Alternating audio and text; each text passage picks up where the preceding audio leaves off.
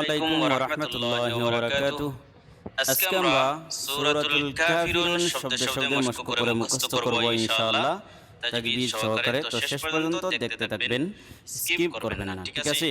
আর আপনারা ভিডিও দেখেন, লাইক করেন না, কমেন্ট করেন না, এটা খুব খারাপ লাগে। অবশ্যই ভিডিওতে কমেন্ট করবেন, লাইক করবেন ইনশাআল্লাহ।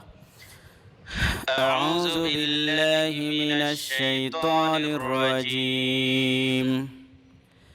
بسم الله الرحمن الرحيم. قل يا أيها الكافرون. قل يا أيها الكافرون. قاف লাম পেশ কুল, এটা কিন্তু বড় কাফ। এটা কুল একটু চাপ দিয়ে কলকলার মতো ধাক্কা দিয়ে উচ্চারণ করতে হয়, ঠিক আছে? এটা কুল না, মানে মধ্যখান পেছানো কাফ দিয়ে না, এটা মাথায় রাখবেন, না হয় অর্থ পরিবর্তন হয়ে যাবে। প্রিয় দর্শক, ইয়া এই যে দেওয়ালের চিহ্ন আপনারা দেখতে পাচ্ছেন, এটা হলে তিন আলিফ টান দিতে হয়। তার পূর্বের যে হরকত রয়েছে, যে জবর পেশকে হরকত বলে, তো এই যে ইয়া জবর ইয়া, এই হরকতটাকে টান দিতে হবে তিন আলিফ। কেন? কারণ হলো এই যে দেওয়ালের চিহ্ন রয়েছে তারপরে। আশা করি বুঝতেই পেরেছেন। কুল ইয়া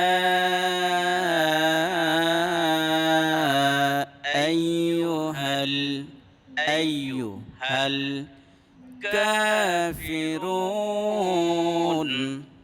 দেখেন, জবরের বাম পাশে খালি আলিফ মদের হরফ এক আলিফ টান, পেশের বাম পাশে জজমওয়ালা ওয়াও মদের হরফ এক আলিফ টান।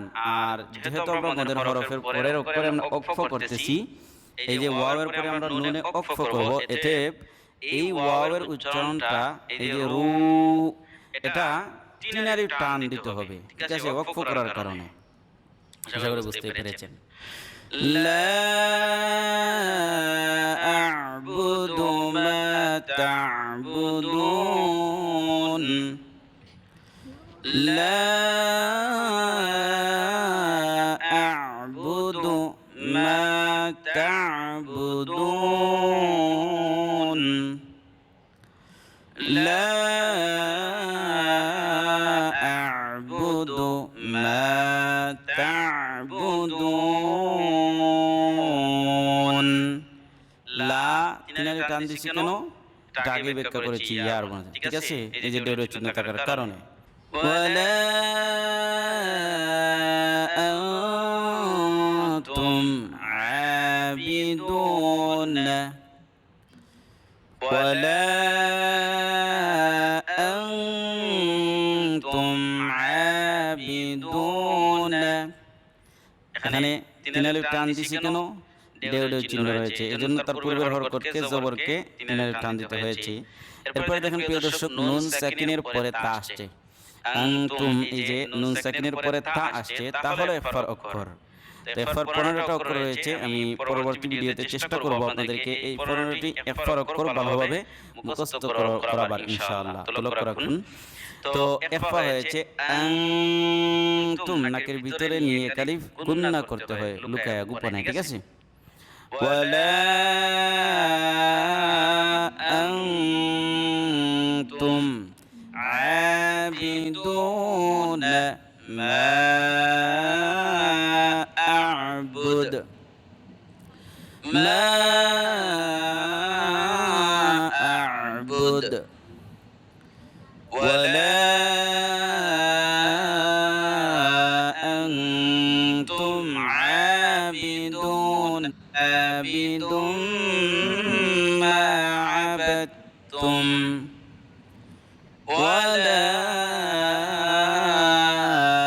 আনা আবিদুম মা আবাদতুম। দেখেন আনা, এই আনাটা নুন আলিফ জবর না এক আলিফ লম্বা হওয়ার কথা কারণ যে আমরা পড়ছি, কারণ জবরের বাম পাশে খালি আলিফ হলে এক আলিফ টান দিতে হয় সেই জবরকে। তো এখানে যেন আনা আমি বাট্টি করলাম বা লম্বা করলাম না কেন? প্রিয় দর্শক, এখানে একটা বিষয় আমি জানিয়ে রাখি, কুরআনুল কারীমের মধ্যে যত আনা রয়েছে, এরকম ভাবে আনা রয়েছে, হামজা জবর আনা লাজি জবর না আনা, এই আনাটার যত জায়গায় রয়েছে শুধুমাত্র 4টি জায়গা রয়েছে যেখানে আনাটা একালি লম্বা হবে, আনা এরকম। আর বাকি যত আনা রয়েছে সব আনা লম্বা হবে না, আনা ওয়ালা আনা আবিদুন, ঠিক আছে? তো ওই 4টি জায়গা আনা, এই 4টি আনা কোন কোন জায়গায় রয়েছে সেটা বিস্তারিত পরে আলোচনা করব ইনশাআল্লাহ কোন একটা ভিডিওতে, ঠিক আছে? ওয়ালা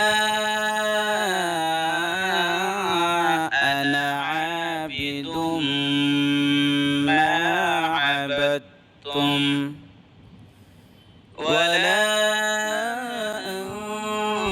আনতুম আবিদুনা মা আ'বুদ লাকুম দীনুকুম।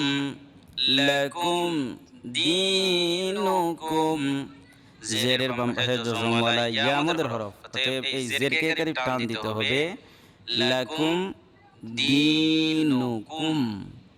ওয়ালিয়া, ওয়া জবর ওয়া, লাম জেলি, ওয়ালি, ইয়া জবর ইয়া, ওয়ালিয়া, ওয়ালিয়া না ওয়ালিয়া, অনেকেই এই লামকে জজম করে ফেলে, ওয়ালিয়া পড়ে, ওয়ালিয়া। এটা ওয়ালিয়া না, ওয়ালিয়া, ওয়ালিয়া, লাম জেলি, ঠিক আছে?